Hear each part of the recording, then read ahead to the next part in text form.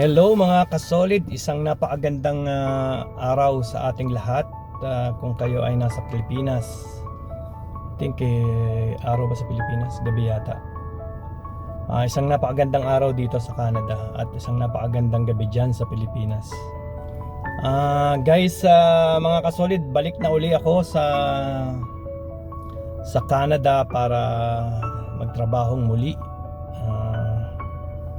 Tapos na ang ating bakasyon at tayo ay balik na sa katotohanan. Katotohanan tayo kumayod dito sa bansang Canada. Bago ko share sa inyo ang napakagandang places dito sa Canada, gusto ko sanang i-share muna sa inyo yung naiwan kong videos or ang videos na binigay sa akin ng pamangkin ko. Gusto ko lang i-share sa inyo na sa akin palagay maganda eh. Ito ay located, yung videos na to na gusto kong i-share sa inyo guys ay ang Kabayunan sa DRT at ang Sea of Clouds sa Nueva Vizcaya. Ito yung i-share ko sa inyo guys. I-share ko lang sa inyo kahit nandito na ako sa Canada, at ang mga susunod ka pang videos ay mga videos na from here in Canada.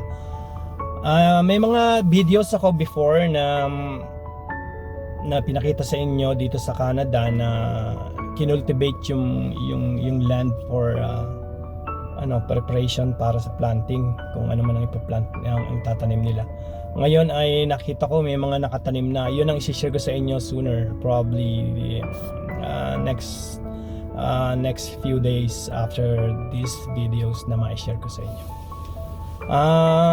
Yun lang muna guys ang mga ma-share ko ngayon mga kasolid. Salamat po sa uli sa mga suporta na aking natanggap sa inyo guys, at sana po ang mga hindi pa sumusuporta at nag-subscribe, please subscribe, at marami pa akong videos na i-share sa inyo dito sa Canada, at ang mga puntos or mga idea kung kayo ay magma-migrate dito sa Canada.